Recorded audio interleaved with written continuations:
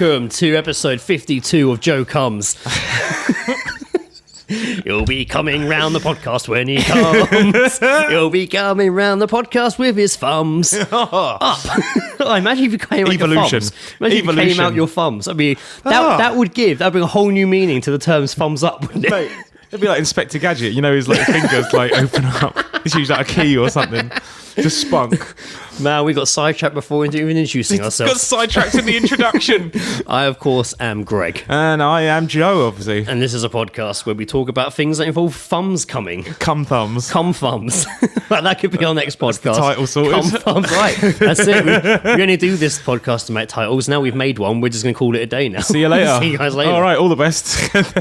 Welcome to episode 52. Of the All-Seeing Guys. The All-Seeing Guys. We are once again keeping it old school. Us, two guys in the kitchen.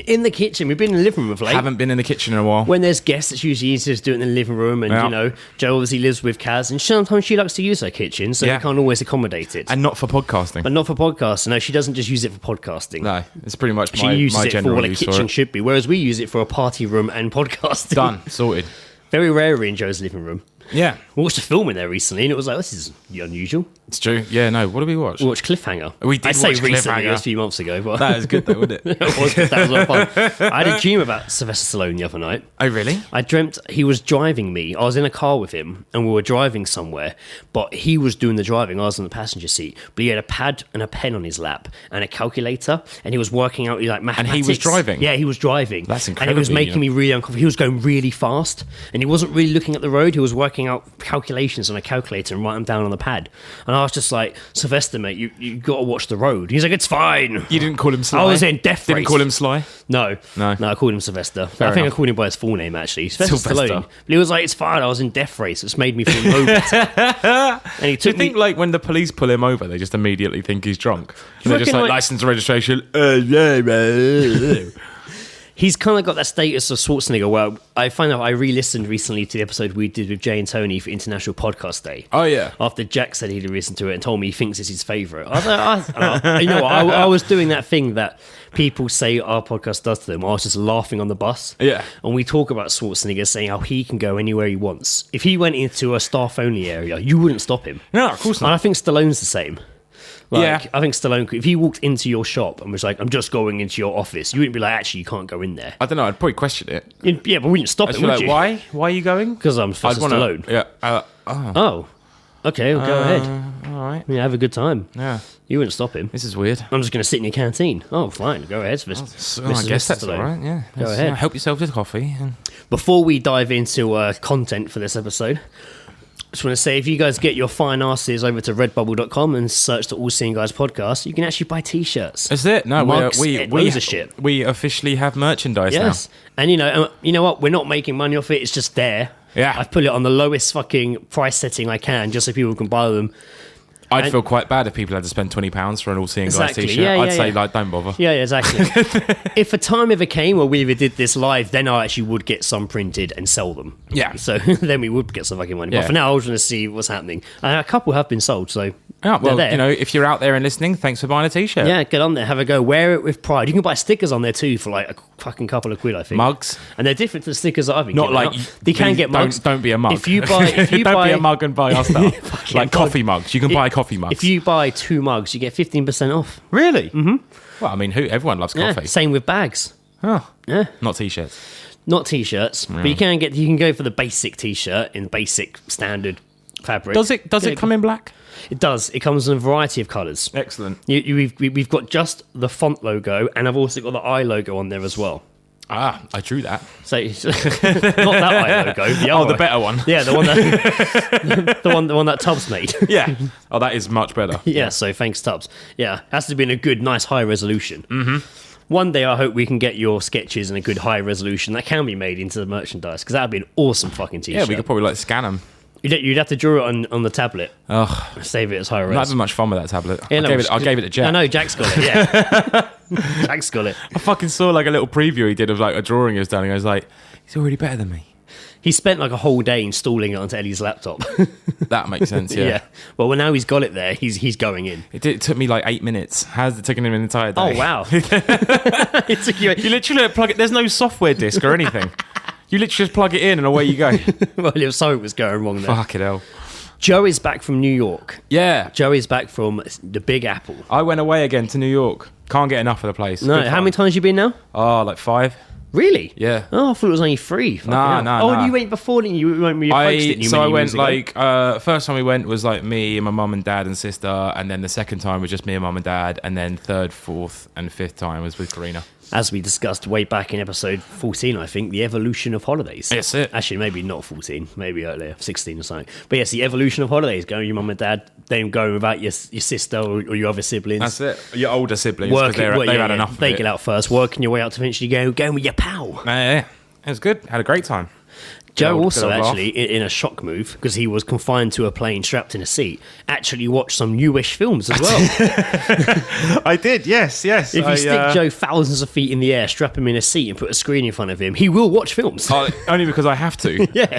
Because there's no way I'm sleeping in that confined space. I can't sleep on planes. Nah, although on the way back, there was barely anyone on our flight. So I was cool. tilted back to the max, mate. That's a rarity. Without any feeling of guilt. That's a rarity when that happens. The great thing was there was a guy in front of me, so he couldn't do it. And I was like, take that, dick. Yeah, he probably could have used the space. Actually, and you know what? You know, like in like the plane section, when you've got that, like, so on the sides, you've got like the set of 3. Yes. Right, and then, but right at the front is the one near the emergency exit. Yeah. So like bare legroom. Yeah. Right? Empty. Could have fucking sat there. Could have had some fucking legroom. Are the ones at the front that don't have anything in front of them, the ones that don't have the TV screen in front of them? They do. It's just like in a hidden panel, like near the thing. Panel. So you have to look down at it. You obviously want a posh plane. It was American Airlines. Oh wow! Didn't get punched in the face. No. What was that? American Airlines? What was that? Was United. United Airlines. Yeah. United. United. Everyone was mate. Everyone over there wouldn't shut up about that. So, I bet no one shuts about over here. Yeah, it's true. I didn't realise it was such a big deal. So what did you watch on the plane? So I kicked things off with, because I mean everyone banged on about it, and I was like, I'll give it a shout. I watched Rogue One. And you're not a huge Star Wars guy? Not a huge Star Wars guy, to the point that I thought Rogue One was episode 7. It took me about 45 minutes because I hadn't seen the black guy.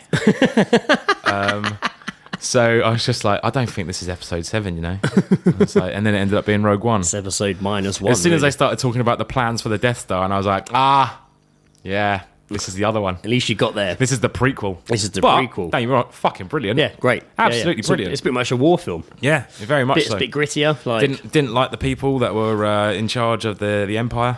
No, you're not Didn't meant like to. them. No, they were horrible. You're not meant to. One of them was the guy from Dark Knight Rises. He was one of the shady businessmen. He was. Yeah, he's a good actor, that guy. Yeah, he's he was the main bad guy, wasn't he? Yeah. And of course, we had the original character from the old Star Wars, who's been dead for years, done as CGI. Who was that? Did you not even notice? No. If you didn't notice, that's pretty incredible. Yeah, Tells you were watching a small screen. So the old Forrest dude, Whitaker. that's like I'm taking over I'm presenting this. Oh fuck! Are you kidding me? Yeah, he died years ago. That's how he looks in New Hope. So he's been dead. Because I recognised him. It was a guy from Emmerdale playing. He's the one that stops Vader choking that guy out. Yeah, that's him. Like his dad. Yeah, that's him. Yeah, so. He's been dead years. It was an actor from actor from Emmerdale playing him, and they just CGI'd over his face to make it. Wow. Peter, I can't remember his name. Memorable role. Yeah, it's pretty amazing. Yeah, I thought it's had mixed reactions. Some people have been like, "That's fucking shocking," and some other people are like, "It's amazing." I guess. I mean, depending on how much of a Star Wars fan you are, really. Yeah, but you. I did. Yeah, I had no idea. But you could probably tell Princess Leia was CGI at the end. I was. Young. I mean, yeah, she looked young as fuck. And I was just like, "What is that? A New Hope." I was like, "Oh, that's the next film. That's the next film. That's the next film. That's the first one." Yeah, it's a good film. Good fun. I like Rogue One. Did you cry at the end? No. Ed did. Why? Ed came close to crying. I mean, when the robot got shot up and stuff, that is sad. That took one for the team. That's I kind of like that robot. I liked him too. The bit where he grabs the grenade and just chucks it. I was like, damn. I liked that robot. He was cool. When they when she shoots one that looks just like him, and he's just like, "Did you realise that was not me?" And she was like, "Yep, sure, why not?" Damn, he's still alive. Shit. Yeah, there's some funny bits in there. I liked it. What else did you watch? What else did I watch? I watched The Kingsmen. Hadn't seen that before. Now, it's interesting to say, because I watched that while you were away again. Oh, really? Because when it first came out... Yeah, because there's a sequel coming out as well, isn't there? When the first one came out, me and Lizzie saw a trailer for it. And I was about to say me and Lizzie's dad, but what I was going to say was Lizzie's dad worked on the new Kingsman. Oh, okay. Yeah, we saw when we first saw the trailer for the first one when it came out. There's a bit in the trailer where it cuts to Eggsy, the main guy, go, "That is sick," and it really put me off. And Lizzie, I was like, "Fuck this film! Yeah. It looks fucking shit. Oh, it's just going to be some fucking posh boy pretending to be a chav. It's going to be shit. I don't want to see it." Nah. And Lizzie was saying, "Don't want to see it." Eventually, someone was like, "It's actually pretty good." And I was like, "No, don't care." Then I watched it somewhere. I think at a friend's so you house. took the Joe approach to movies. Yeah, I did, yeah. And then eventually I watched it and was like, man, this film's fucking fun. Yeah. This film is fun it really is. Fuck. Yeah. And then I kept telling Lizzie it was good. No, don't care, don't want to see it. The other night she was tired in bed and I was like, fuck it, I'm going to watch the new one. I just seen the trailer for the new one and was like, fuck it, I'm going to watch the first one. Is Eggsy in it again, is he? Yeah. And Lizzie was just kind of dozing off and I started watching. She said, "Wait, watching this? This is the film where that is sick." And I was like, yeah, it's that film. And in the end of it, by the time it finished, she was like, that was awesome. Yeah. She's like, I love that. I want to see the next one. Oh, mate, it's really good fun. Maybe we can do the trailer later on for Shoujo Shit. Oh, yeah. I haven't seen the show. Oh, right. Yeah. Well, you know what? We'll do that do later that. on. We'll do Shoujo Shit and we'll show the trailer for Kingsman. Fantastic. Excellent. There's another trailer I could probably show you as well. We'll get to that. There's an Idris Elba film as well. What else did you watch? Did you watch the third film, didn't you? Yeah, I can't remember what it is. Fantastic. I message you. I know what it is. Oh, fuck. No, because it was sick. I I said all of them were sick. Oh, you watched Split. Oh, yeah. On the way back, I watched Split. That was fucking awesome. That's great, isn't it? James McAvoy is so good. fucking good. in that. He's terrifying as the woman. As the woman, he's really scary, and as like the hench, like glasses wearing sort of like maniac, he's fucking terrifying as well. And very unsettling as the kid who likes Kanye West. Yeah, he's really like he does it all so well. Yeah. He does every single character. You can tell really, almost by his really facial expression who he is straight away when he switches. The bit that got me is when when he's playing, what is it, Bobby, who's like the fashionista, he's the fashion designer, and he keeps going back to the therapist and like having these emergency meetings, but it's like supposedly one of the other people messaging Spoiler. and stuff like that. I don't give a shit. Fuck, if you haven't seen it, go fuck yourself. That could have been me. Yes, that could have been me 5 days ago. It could have been you. So like, yeah, he's sat down and he's this one character, and the therapist is there just going, "I don't think you're Bobby at all. I think you're Dennis, and I think you're so." And you just see his face go from one character to another. Yeah. And it's just as simple as his mouth and eyes changing, and you see him change into this other character, and it's just like, holy fuck! Like, it's really, really impressive. And he's terrifying at the end. Absolutely terrifying. When he becomes the Beast. The Beast is crazy. So that's obviously, they've announced the sequel, which is going to be Unbreakable 2 and Split. Yeah, the whole kind of the whole bit at the end and that's pretty cool as well. Yeah, because I like Unbreakable. Yeah, I really enjoy Unbreakable was weird. Yeah, I like good. Unbreakable. So yeah, the sequel is going to be, they've announced it's going to be Bruce Willis as Unbreakable Man, the girl from Split, and James McAvoy. That's cool. And Samuel Jackson. Because he's in Mr. prison. Glass. Yeah, Yeah, they say at the end of it, like, who was that crazy guy they put in prison? What was his name? They call him Glass Man. Or something like, Mr. Glass. Mr. Glass. Glass Man. Mr. Glass. Mr. Glass. Ass glass. Smash that ass like I got glass, motherfucker. Glass for days. And of course, Samuel L. Jackson's in the Kingsmen as well. Yes, he is, with the lisp. Yeah. So weird. So weird. So weird. not necessary. Some great fucking action sequences in that film. Oh, man, yeah. My favourite scene in Kingsman. Mate, just seeing Colin Firth, like, kick ass. kick fuck in that. Like. My favourite scene in that film is not even a fight scene. It's when they're sleeping, when you first see them sleeping and training, and they flood the room. Yeah. And they just flood the room, man. And it's just like, and they're all just like shower heads, and they shove them down the fucking U-bend of the toilet. Yeah. And I'm like, fuck, that's great. I remember that if I'm in a flooding house. Just to get the shower head and shove it down the U-bend. Just remember which one you took a shit in. Yeah. But then what would you... Not that one. I know. Oh, shit. There's going to be remnants in there. I'd rather just drown. Yeah. Oh, I got a chunk. But then what would you do then? Just breathe forever? I think I'd probably just die. I'd rather die. Until it smashes through a one-way mirror. That's it. So fucking... Yeah, saw some good films. Mate, yeah, good fun. Good. Fucking hell. Fun stuff. Watched Atlanta as well. That was good. It's a great fucking show, Atlanta. Yeah, I'm going to try and find the rest of it online and stuff. Yeah, I watched them online. There was only like 4 episodes. Yeah. I don't think there's that many episodes, but they are. And they're only like half hour long as well. Less than that. They're like 25, Californication. 24, yeah. Californication length. They wrap everything up.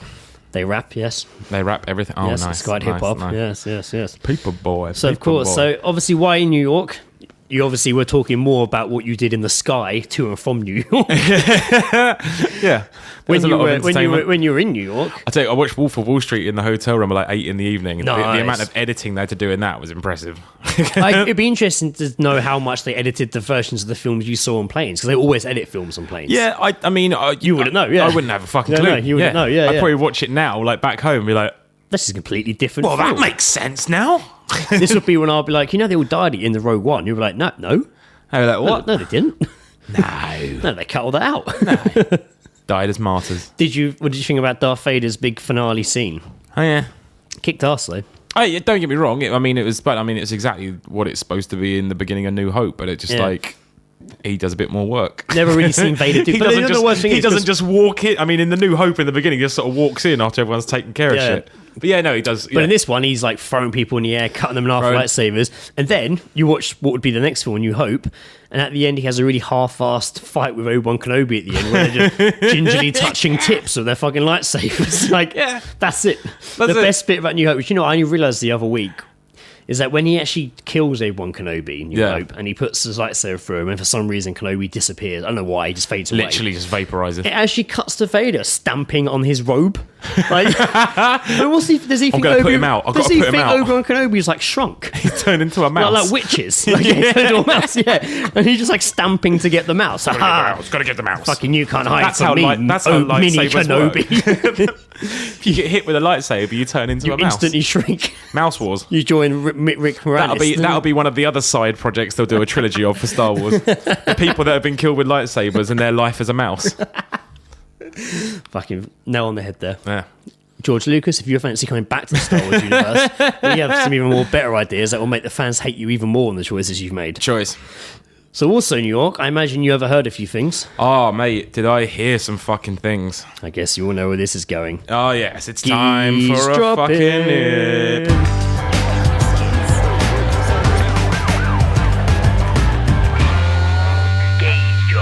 Having a listen. Yeah, so there's a fair few on here, but I mean, I'm going to leave some out because they're not as good as the others. But yeah, this was just literally from walking around and sat in bars or being in a cab and like passing someone like at lights or something like that. So one of the first ones I heard in a bar was just someone just asking, "What's your lightest beer?" Don't ever ask that question. An empty glass. Yeah, that is the lightest. A half pint. Like, why do you need to know what the lightest? You got a big day tomorrow, is that it? You're out at 2 a.m. I mean, in colour. I'm going to need a light beer. Can I get a tap clear beer? Yeah. I think light beers are a big thing over there, though. Oh, they love it. Coors Light's huge and Bud Light's all huge. I don't understand. I don't understand it at all. Because they're all obese. Yeah, it's not a weight loss thing. I think it's just they're slightly scared of being too inebriated. We're in Times Square, and there's guys on the street that like fucking advertise like comedy nights and stuff like that. And it's like, hey, you want to come to a comedy night?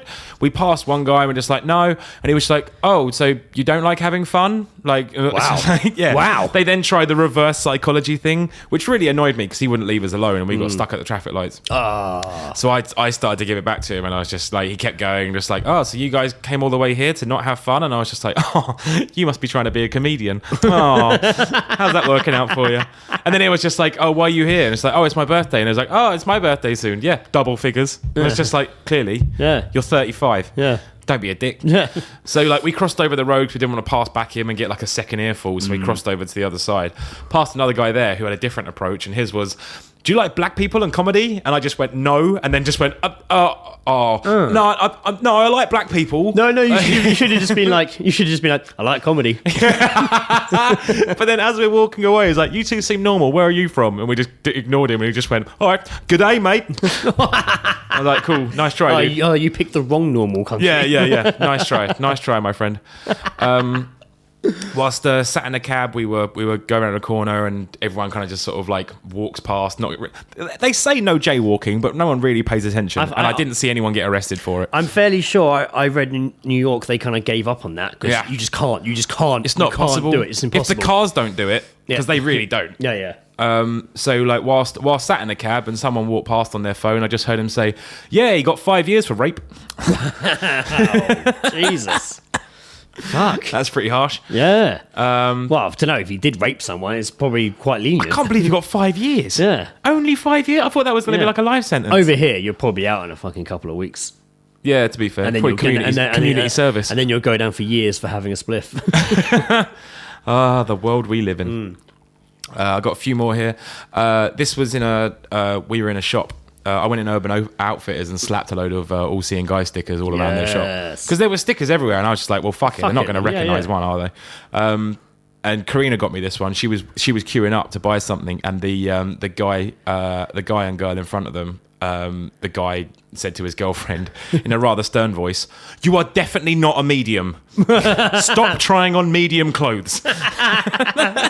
At least he's an honest boyfriend. Yeah, right? Definitely. I mean, he didn't get laid that night. Hopefully it wasn't. I like to think it was just her straight-talking gay best friend. No, I think he was quite stern. I brought you out just to be honest with me. Yeah, I don't think it was like, "Oh, darling, you're not a medium." It was a stern, like, "Stop wasting my time. Fat bitch." You're a fat bitch and you know it. You were a small when we started dating. I remember those days well. Yeah, you've kind of given up. Days we'd have sex. This was a pointless trip. Great. When we were on the roof, I wouldn't really call this a geesedropping, but I just found it funny the way the guy approached us. So we were able to get up onto our roof at night. Nice. Which was not like illegally. It was literally a rooftop that you could go and have drinks on. Not like Lisa Lamb. No, not like Lisa Lamb. So like we were up on the roof, and we were chatting to a couple, and then they left, and then this guy and this other guy came up, and they were just like, "Oh, what are you doing here?" Blah, blah, blah. Just like, "Oh, we're just on holiday." And the guy said to me, "Oh, that's a shame. I was hoping to buy weed off you. All I have is coke." Do you want to buy coke? It's really good coke, though. So that was his tactic, trying to sell coke to you. Quite possibly, yeah. Yeah, very possible to try and sell me cocaine. I was like, you know what? I'm all right. I'm all right. Thanks. I'm all right. Yeah, I'm fine, thanks. I'm good. Yeah. So you don't have any weed then? Do not. No. No. None at all. None at all. The last two here, again, this was like we were literally just walking down the street, and there was a guy like a little bit behind us, but we heard him belch. Like, I've never heard anyone belch in public as well. Like, you wouldn't, unless you were with people that you trust and know, that don't really give a fuck. But this guy just full-blown wrecked a belch, and then afterwards was just like, "Oh my God, pardon me. Oh, that was not good." Like he was in pain. It was great. I can imagine it was ones that hurt when they come up from your chest. Yeah. It makes your vocal cords rattle. Yeah, it hurts. I hate those ones. But also you think there's going to be something attached to it, like a bit of chunk. Oh. When you like throw up your lunch a little bit, you're just like... Oh, and you pull it. Oh, disgraceful. And on the final night, whilst we were there, I heard a white girl say to a black guy in a bar, "You look tanned." Wow. Luckily, he saw the funny side. Oh, yes. And she was like, no, I know you're black. This is like, have you been in the sun? Oh, I didn't realise you were black. Oh. I thought that was quite fun. I thought black people were just myths. Nah. Oh, my granddad used to tell me horror stories about them when I was younger. Now I see. When he used to own them.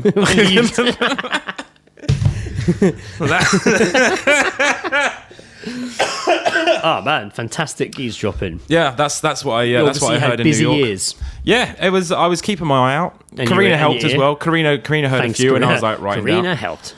And Karina helped. I have a couple of eavesdroppings here. Oh, well, what have I missed? One was sent by Jason, my brother. Salutation. And he said he heard this in the cinema foyer. A Scottish family were looking at a Baywatch movie poster. And they clearly don't fucking everywhere. And they clearly don't understand that Photoshop is a thing, because what Jason heard them say was, all actors are really small. It's the only profession that will take them. I mean, Tom Cruise, maybe. Robert Downey Jr. is quite short. Like, is he? He wears those platform shoes as well. That's surprising. That's why you don't usually see full-length shots of him with other people. Makes sense. He's usually heightened a bit. Oh, I thought he was a good 6 foot. He's got to hold his own in the Avengers. He's like a little man.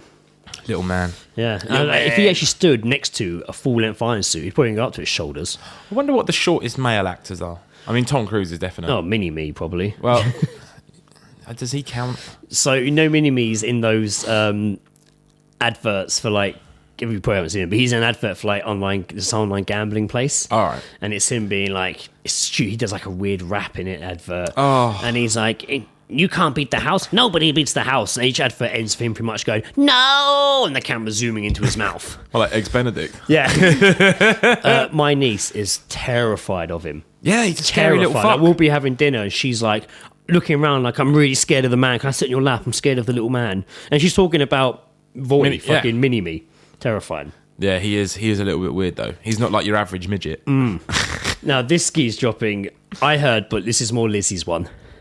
The other week, me and Lizzie went uptown and we were in office in Carnaby Street buying some trainers. Well, Lizzie was buying trainers. And while we were... Nice trainers? Very, bought some Air Max, very nice. Oh, yeah. While she was serving, the other lady was serving us, this Italian woman came up to us and they sold like these fluffy open toe like slippers. Yeah. And they were just like black fluffy, like fucking horrible. Yeah. But everyone seems to wear them at the moment. And she came up to the woman who was serving us and was like, just interrupted. Excuse me. Scusi. Do you have these in fur? And she was like, well, they are furry. No, do you have them in rabbit?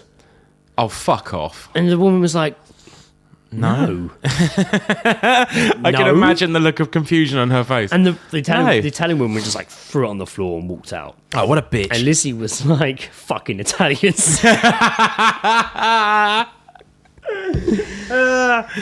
must mention my wife comes from an Italian family. But then, you didn't know that Lizzie descended from a heritage of Italian format. And when Lizzie was paying for her trainers, she said to the ladies at the counter, she was like, I don't know how you guys do it. Like, because the stockroom is right next to the till and people going in there to get sizes. Yeah. And everyone just stands there, looks in, shouting things. Like, oh, I don't work like that. And she's like, you guys deserve a medal for having put up with this shit. Yeah, shoe shop workers are good on them. They're not really a geese dropping, but a story which I told you about, which I'm going to shorten down for this. But then after the night we recorded episode 51, I went home, obviously. Yep. And it was late, it was dark. I'd been doing the podcast, so I was a bit intoxicated. And I was walking back, and it was... Are you all right now? No, I'm all right. Not great. And I was seeing a lot of police everywhere. Like, they were driving past me all the way home, and I was like, fuck, there's police everywhere. When I got to like the end of my road, there were like 2 police cars, and loads of police stood there. And it's like 11:30 or something, and I was like, oh, okay, walk past. And I get round the corner, right near my house, and there's like 2 police cars, a police van, and just loads of police. Yeah. And I start walking past. Big fucking, like, not your usual amount of police. Loads. And it's a quiet road too. And I'm walking past, and the police officer's like, whoa, mate, where you going? I was like, oh, I'm going home. Mate, sorry, you need to find another route home. I was like, I live there. He's like, mate, I know it's a pain, but, you know, you're going to find another route. I was like, mate, if I find another route, I'm just going to go round that corner, walk like 3 minutes round there, and I'm going to walk straight back towards you from the other end of the road and go into that house. And he was like, oh, all right, hang on a minute. And he went and spoke to somebody, and I was waiting there for ages. And the police officer came back and was like, things, mate, we're about to release the dogs. I was like, what the fuck? Release the dogs? He's like, release the hounds. We just don't want you to, like, contaminate the area. And I was like, basically, he didn't want your throat to be ripped out by 3 snarling Rottweilers. So I was just like, okay, well, he's like, look, I'm going to walk you to your house. I was like, okay. You're going to kiss me at the doorstep? Do you want to come and meet my parents? Meet my family. So he walked me up the road. I don't kiss on the first date. So he walked me up the road, past the house, crossed the road, and then back down. Okay. And we got to the front door. And he stood by me while I kind of put my key in and stuff. Yeah. And he was like, can you do me a favour? When you get in, can you just check no one's hiding in your garden? And I was just fucking hell. What the fuck? And he was just can I have that police baton? Yeah, he's like, if someone is out there, don't just come out and give us a wave. Yeah. And I was just like, how official. I was just like, okay. He's like, don't worry, he won't be in your house. I was like, thanks. Yeah. I then got in. Everyone was in bed. It was dark. I just walked to the kitchen and just stood there staring out the back window for like 20 minutes, convinced somebody was out there. Yeah. Then when I got into bed, I was just like, I can hear someone downstairs. I constantly convinced. Yeah, it puts the thought. I look out the window. There's police dogs running around, more police shots. There's a fucking helicopter flying over the house. Yeah. It was not a good night's sleep. No, I bet. There was a lot going on. Yeah, but you felt like you were in Compton. I was just like the whitest Compton. I don't mean that racially. I mean just like the neighborhood I live in. The neighborhood.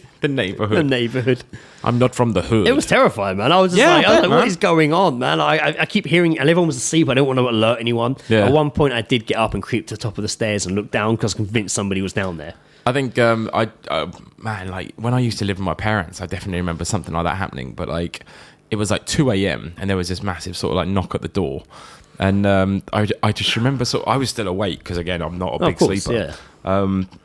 And I just remember oh my gosh, the wank police. Oh God, oh God. Oh God. Finish up quickly. Dispose of the evidence. Yeah.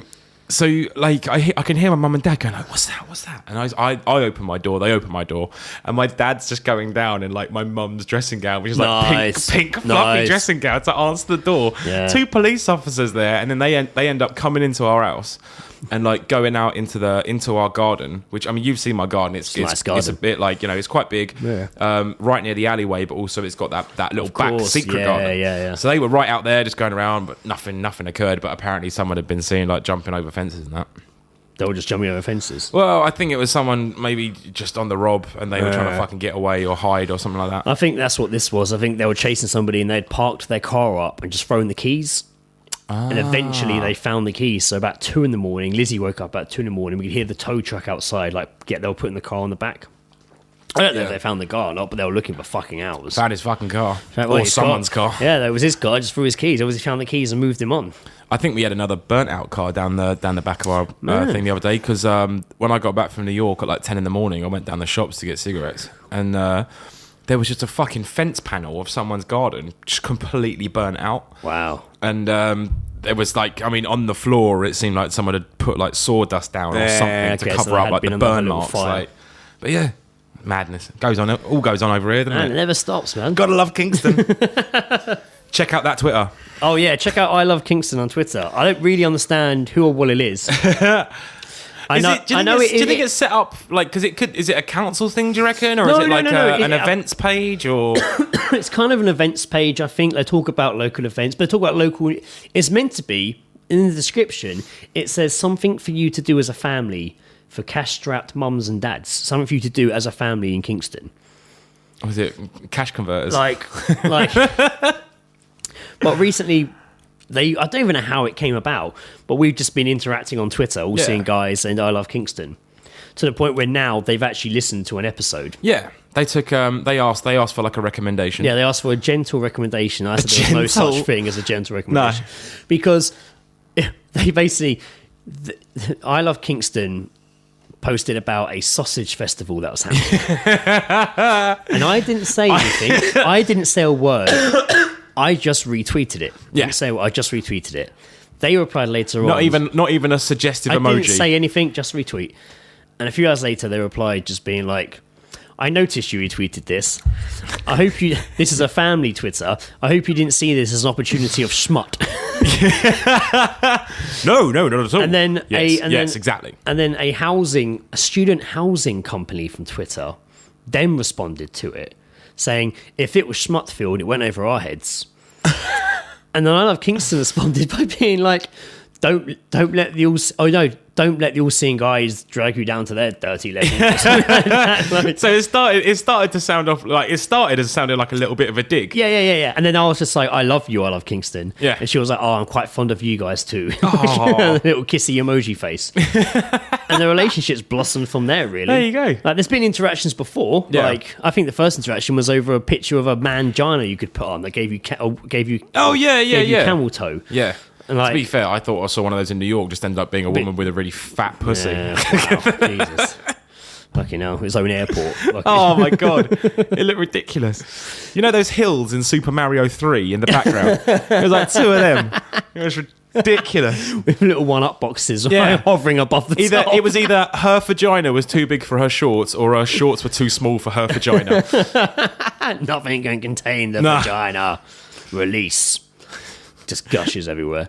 But anyway, I Love Kingston on Twitter. I don't think they are. We've been chatting, interacting. To be fair, like the mystery behind the person behind it is starting to get to me, and I do wish to. But even if you find out who it is, we'll just be like, I don't know who. But I feel like it's someone who knows us. I know that they don't at all. They don't know us at all. They don't. It's a very interesting interaction then. When I put up, obviously in the last episode we talked about Siegfried and Roy. in the description on Siegfried and Roy! Thunder, lightning. In the description, I put up like coming next week on Facebook. And because our Facebook's linked to our Twitter, so it comes up the first few lines of our status on Twitter and a link to Facebook. And she just saw it say, we talk, who would you bang, Siegfried or Roy? Yeah. And they replied with, I've never thought of that question before. Yeah, no one's ever thought of the answer either. And she was like, what does that have to do with Kingston? And I was just like, nothing. Our mind wanders to many places. And she was like, so your podcast is offering like a public service. I wouldn't call it that. With questions. And I was like, I would definitely not refer to it as that. And I was like, we can say that, but you've obviously not listened. So now they have, and because we're definitely not a Kingston podcast. No, we're just. Although we've covered Kingston, we covered Kingston a lot. When they asked for suggestions, you know what we should have said? I know the fucking Kingston episode. I did think about it, but I was like, it's not as funny as other episodes. Yeah, it's probably one of our most factual ones. Exactly. Apart from like the Nic Cage one. And I'd rather be known for being ridiculous than being factual. Yeah. Which is a weird fucking. Donald Trump's doing a fine job. Oh, there you go. Exactly. So if he can do it, we can fucking do it. What we say isn't going to result in World War III. I don't know. It might do. Yeah. If we piss off Russia. I did do that really bad impersonation of a Russian. Yeah. Well, actually, you might do one later on because there is a story involving Russians coming up later. Oh, really? Yeah. Stay tuned for Russians. Now, we mentioned United Airlines earlier. Yes. So, following the United Airlines controversy of Doctor getting dragged off the flight, which we didn't discuss because everyone else did.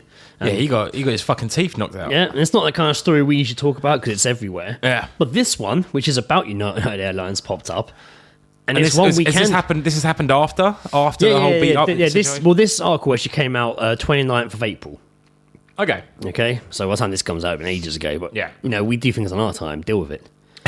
The headline is amazing. Giant rabbit died in care of United Airlines after being put in the freezer. What? There's a picture of the giant rabbit. I will show you one with the owner. That is massive. You'll see it with the owner soon. It is. There you go. Are you fucking kidding? Yep, it's a giant rabbit. No, hang on, wait. Let me look at that again because that looks like Perception. It does look Perception. It's a big I think rabbit. that's just really, really in the foreground and she stood right behind it. It's just a regular sized rabbit.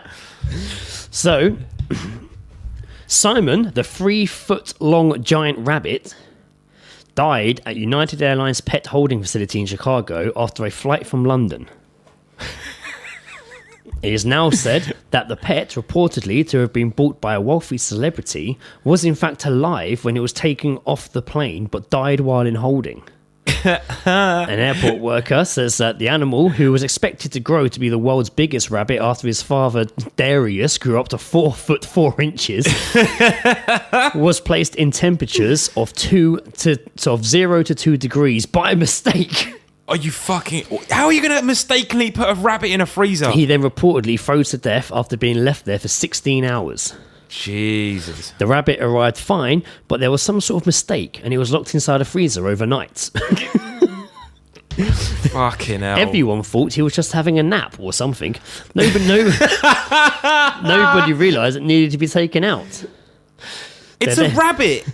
United Airlines has now launched an investigation. However, it is not known who put the rabbit in the freezer. Maybe that's another one for Dick and Ritz. So the person, the mystery of the rabbit in the freezer. So the person who was discussing this with the paper said, "We know from the inventory that the rabbit was alive when it reached the airport. So it happened in the warehouse. It has all been kept very hush hush, and none of us know who froze the rabbit." Mystery. The 10-month-old rabbit had been on an airport holding centre while waiting for a connecting flight to Ohio. The accusation is completely false. Simon was cared for by the Pet Safe Kennel facility, which is kept at room temperature. Simon. Again, pets' names with human names. Best name. He arrived at Chicago Airport in apparent good condition at 10:25 a.m. He was seen by a representative of the kennel facility moving about his crate at 11 a.m. Shortly thereafter, a kennel representative noticed Simon was motionless and deemed that he passed away. Huh. Earlier this month, United Airlines sit there, and that's it. It goes. But I must have missed a bit of this because I read that they tried to inspect the rabbit, but they'd already cremated it before the owner knowing. They cremated. What? Well, I read that, and I swear it was. I swear it was in this article, but I'm not seeing it anymore. That's shady. So don't hold me to that. But I read that the owner wanted, That's like they're trying to get rid of evidence. The owner wanted something done. They cremated the rabbit before investigating properly. That's so the owners now launching an appeal. Man. Fucking. Now that to me is a more shocking story than someone being dragged off Yeah. a flight. I mean, you hear about people getting dragged off of flights all the time. So it sounds to me like somebody accidentally fucked up. Yeah. By putting this crate where they shouldn't have. Yeah. And it froze to death. Or maybe even more secretly, it was just in the wrong part of the plane and froze during the flight. Yeah. And they're trying to say that it arrived okay to be like, it's not our fault. I mean, like when you're on a plane, you can look at like all the information, can't you? Yeah. Like, you can like how many miles till destination, all that, and then it would tell you the outside fucking weather. Yeah. I looked at that whilst I was coming back from New York, and it was -50. Yeah. So like it could have been that. And there's certain parts of the plane down there that will go like the landing, where people try and like sneak across countries and they get on the landing gear and then they just freeze. No, that's Con Air, mate. Well, do you remember a couple of years ago, didn't you? That guy, he fell out the sky, didn't he? Landed in Richmond. What? Do you remember that? He fell out he was on the bottom of a plane, then he fell out and landed in Richmond. He landed like on the roof of a building there. That's fucked. Do you remember, you know when you like go to the toilet on a plane and it's like it like yeah. Do you ever just think like that's just literally just flying out of a hole in the plane? It's happened before, hasn't it? Where blocks of frozen piss, i.e. a big block of ice, has fallen through people's roofs from planes before in the past. Just a big old ice block of piss. Big old slab of fucking frozen piss just falls through your fucking roof. You don't want that, do you? No, you don't want it at all. You don't want it fucking fall. You don't want it fucking in your liver or landing on you. Even worse, you'll be dead. Or like a turd iceberg. Ooh, an ice turd. Yeah. How did he die? A frozen turd fell out the sky. Lodged in his fucking head. What was that noise? Probably next door. Oh, right. Sounded like a fucking frozen turd falling through a fucking ceiling. What is that sound? So yeah, Simon the rabbit was sadly frozen in the bottom. Well, Simon the rabbit, may you rest in peace. It's all very shady. Yeah, proper. I'd like to know. There might be more. There might one out for the dead homie. There might be more news about this has come out since this article, so I'll keep an eye on that and let you know. If anything, let's get an update on that. We'll give you an update if it happens. Maybe we'll call United Airlines and see if we can get an update on Simon the rabbit. Yeah, well, Greg Allseeing, guys, you probably heard of us. Yeah, I'm just doing a story. I just want to know. We're just looking for confirmation on the dead rabbit. Yes, we just want to know what happened to Simon the dead rabbit. Oh, I froze. I mean, I don't know what happened to Simon. No comment. No comment. Are you with the press? No, we're a podcast. No, we're a podcast. They'll be like, oh, okay, well, probably no one listens to you. Oh, in that case, fine. What are your listeners like? Oh, they're all right. Okay, great. So I tell you what, don't tell anyone, but... We've reached over 100,000 downloads. Right now. Maybe 200,000 by now. Well, since we changed to lip-sync, it's all our stats reset. All reset. Wow. Let it be known. But I trust the lip-sync downloads a lot more. No, fair dues, yeah. On that note again, shout out to California, top downloaded area for some reason. What up? And followed by Kingston upon Thames. Come on, Kingston. Harry's episode did quite well in Pakistan for some reason.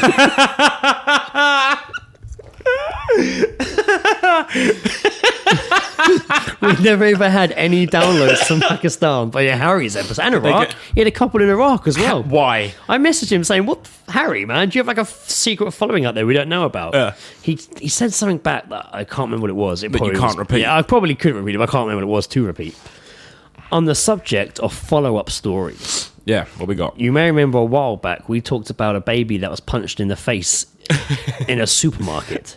In fact, the guy that thought it was a doll. In fact, so he punched the doll, which was a baby. And the artwork was me punching a baby. Yeah. You're having a boxing fight. Yeah. And you were like my fucking... I was your coach. You were my coach. He's a wrecking machine.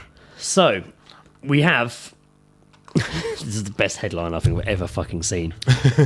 Random woman slap girl 2 in the face outside Waitrose.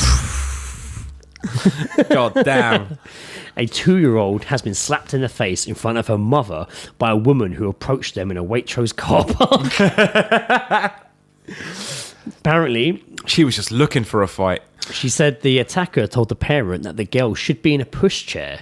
She then picked up the child, placed her in a pram, before slapping the child's face when the toddler began to cry. What the fuck is wrong with people?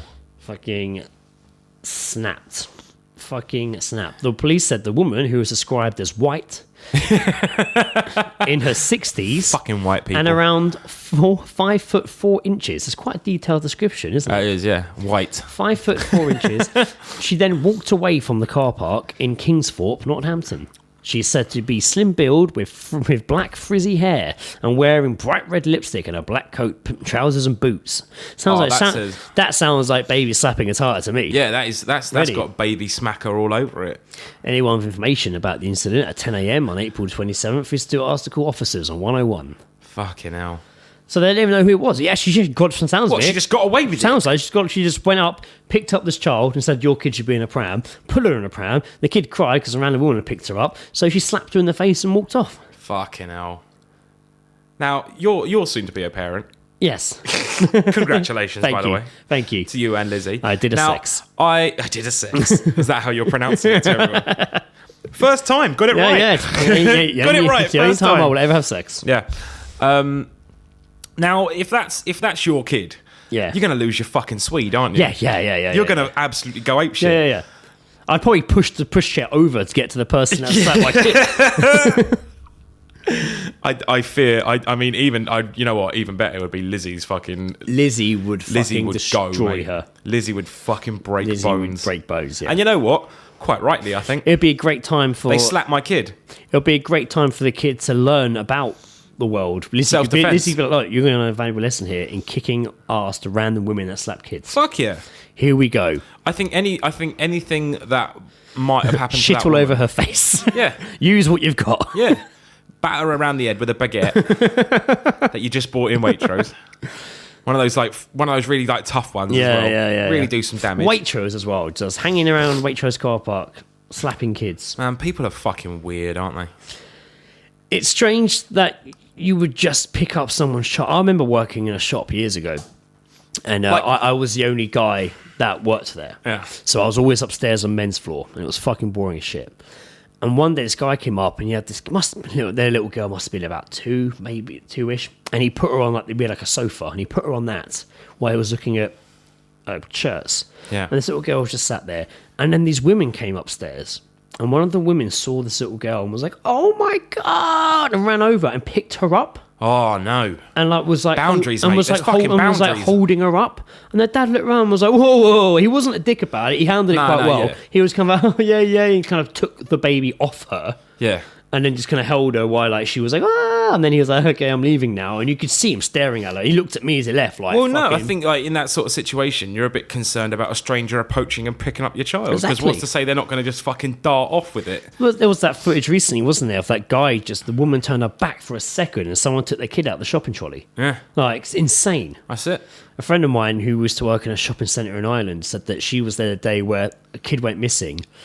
And they found the kid with a woman, I think 2 women, in the boys' toilets in a cubicle, and they shut the door. Changing the clothes, and they were changing the clothes and shaving its head. Fucking insane. And shaving its head.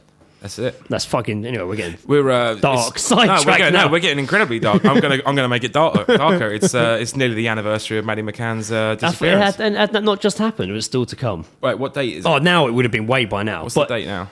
It's like the 7th or something like that, 7th of May. Oh, is it? Okay, because I know it's all been back on TV and that documentary's just come out, hasn't it? 10 years old. I think there was also I saw an article which was like the 48 questions that Kate McCann refused to answer, and stuff like that. Which is no wonder why everyone thinks that she fucking did it. Because there's that new documentary that brings forward news that they reckon that her and I think Gordon Brown covered it up for some reason. What? It was some new, that apparently there's this documentary saying that they have new evidence that Gordon Brown covered it up with the McCanns for some reason. I think I think the last podcast could do a good episode about it. They probably could. I reckon they will, especially now. And now they're looking for this woman in purple. I doubt she's still wearing purple 10 years later. They'll never know. They'll never know. And now there's rumours that she was killed in the apartment. There'll be one summer where purple really comes back in, and she's like, "Oh, I can't wear it." Thing is, until somebody confesses, we'll never really know. No. And even when someone confesses and it's a random person, we'll still never really know if they're telling the truth or not, unless they can take us to a body. Not at all. Because for some reason, people can confess to crimes that they didn't do, which is weird. I generally don't think she's still alive. No, which is sad. I mean, I know everyone makes a lot of jokes about Maddie McCann and stuff like that, but I mean, mainly because everyone thinks that the parents did it, and I think that's a very fucking strong argument that they probably did do it. Yeah. But it's a bit fucking sad that we're just like referring to her in the past tense because she's probably fucking dead. Yeah, you do. Yeah, isn't there that Netflix show coming out about JonBenet Ramsey? Yeah. That's coming out soon. Yeah, because their fucking brother's like super creepy in the fucking interview as well. Yes. Like he's smiling the entire time. Is his name Harry or something? Like, yeah. Harry Benet. Harry Benet. It sounds like a dessert. Harry Ramsey. It does sound like a dessert, doesn't it? Benet. I'll have the Benet Ramsey. I'll have the Benet, please, with a side of ice cream. Now, bringing us to Russia. Ah, yes. This was a fantastic story that I only just saw yesterday. And I didn't even properly read it. I just saw the headline and was like, I like it. So, diplomatic relations with Russia could have taken a new turn after the country's largest selling newspaper took a swipe at Manchester. It claimed that women are so fat in Manchester, it's turning all the men gay. Right, you know what they've done there is because there is that one area of Manchester which is like all the gay bars and stuff like that. It's like, is it Canal Street, something like that? Yeah, it's they talk about it in here. It's actually called Gay Village. Oh, fair enough. So yeah, they maybe that's where the Village people came from. Maybe. Who knows? Who knows? I don't think they're all from Manchester. No, but like I think they've just seen like. Because I know there was definitely a documentary about like the particularly like gay party section of Manchester and that. I reckon they've just seen that and just like, men are all gay. And then they've just seen like one picture of a fat woman, just like fat woman problem. Fat woman problem. She's bringing a problem. So the paper talks about the debauchery, and they actually put in brackets here, people having fun, so why don't you say that? Yeah. And gay attitudes. As if it were a bad thing. Well, Russia's been in trouble for their stance on homosexuality, yes. aren't they? So a quote from the paper said, "Their women are so fat, they look disgusting to their men. You see, they eat so much fast food and potatoes, and they drink beer from huge glasses. Here's the result." I'm sorry, but coming from Russia, that's a fucking. You seen how much vodka they drink? Yeah. Well, that's not. Yeah, well, that's and true. also, yes, they have drugs over there worse than heroin. So apparently, Manchester came. You know what? Russia can go and fuck themselves. You know what? Full and hard in the arse. So the anti-gay.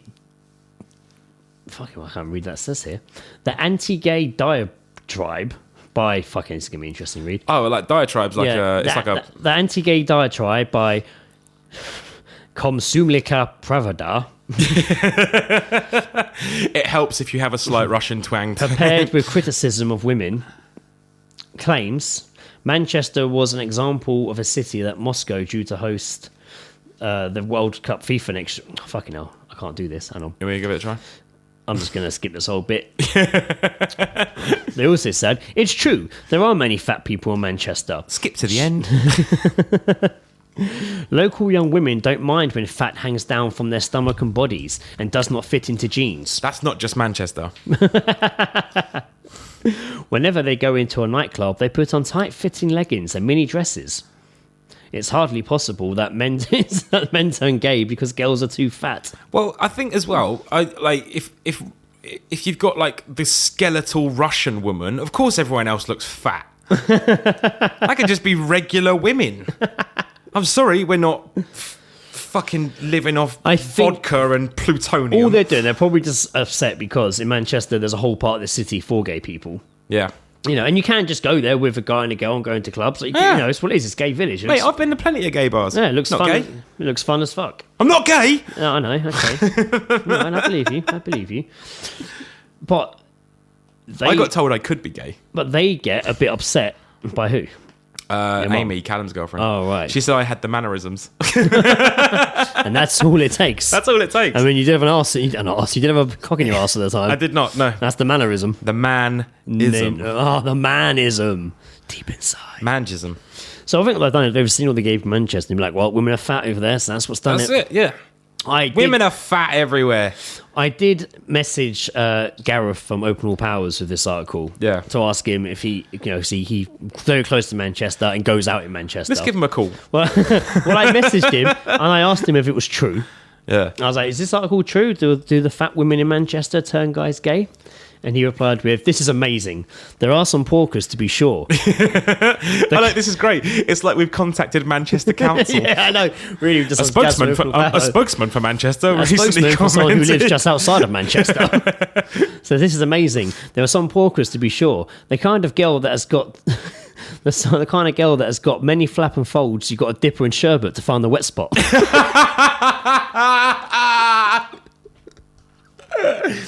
Oh, wow.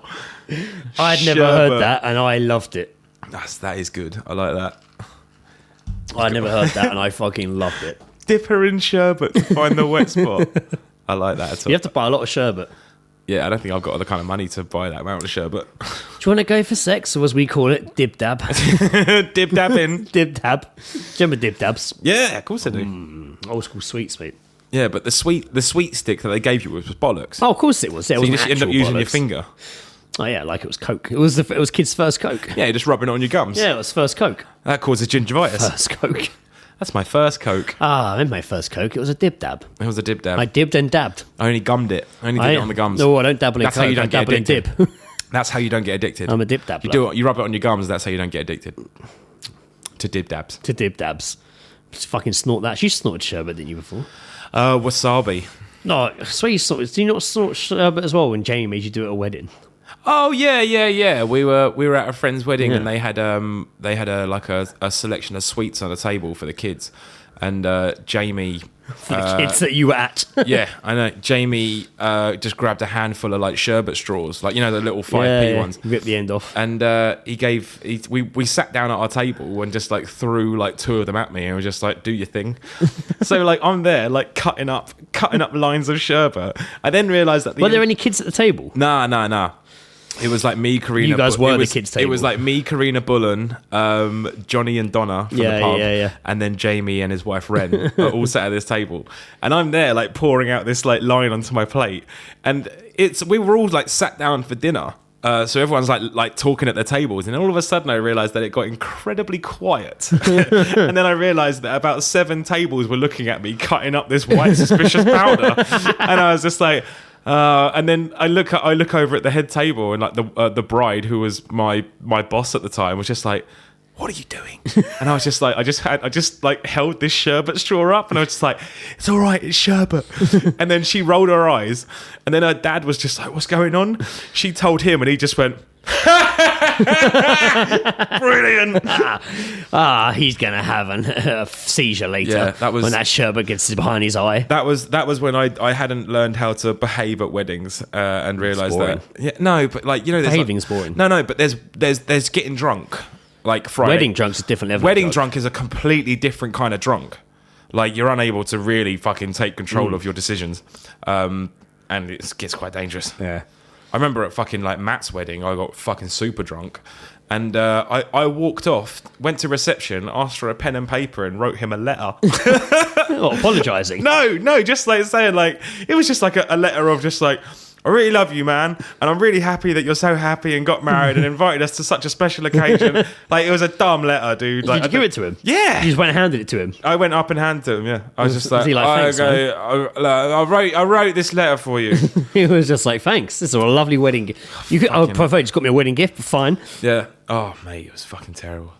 We were on what? The most behaved I've ever been at a wedding was your wedding. Yeah, it's a shame. I really didn't get on it. That's a shame. I know. I stayed away from the table wine.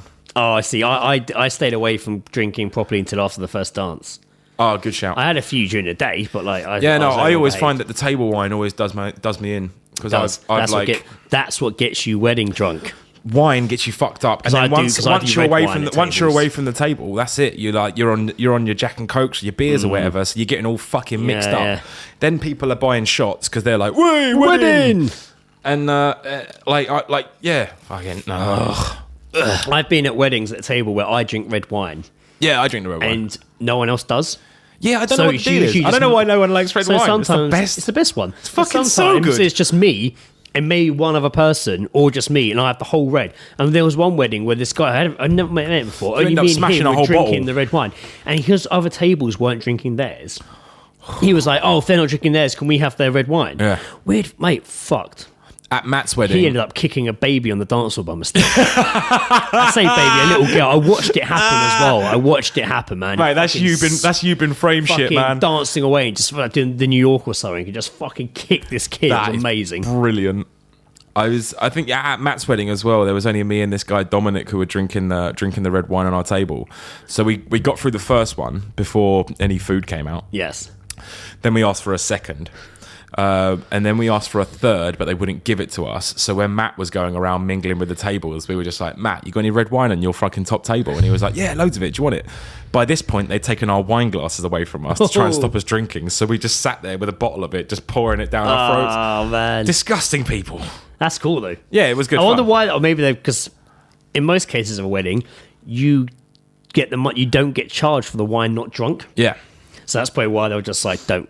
Don't give it to me. They should have been feeding it to you. So they sold more red wine. Yeah. But they do cap it on certain tables. They're just like, well, hang on. God, I've not been to a wedding in fucking ages. Yeah, I've not last couple of years, I haven't. No. I think Bullen's was the last one I went to. Was that the last one I went to? I don't know if it was the last one I went to. The last one I remember, like, it was like my friend's wedding, I think. Someone get married. Just so we can, and we'll just get loads of red wine. We'll podcast there. Oh, yeah, Harry, get... Harry.